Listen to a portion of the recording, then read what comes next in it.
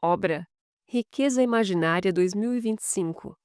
Cédula monetária retangular e fictícia, predominantemente dourada. As ilustrações do centro e das bordas estão entalhadas em baixo relevo.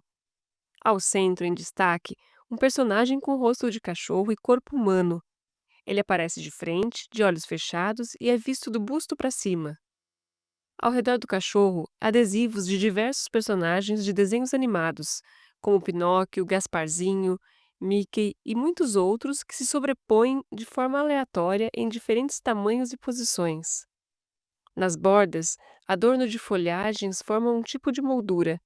Pequenos textos em inglês aparecem espalhados pela cédula, entre eles One Doglar, The United States of Nowhere. Audiodescrição LD Conteúdos. Roteiro Larissa Tavares. Consultoria Luciane Molina. Voz e edição Ju Panissa.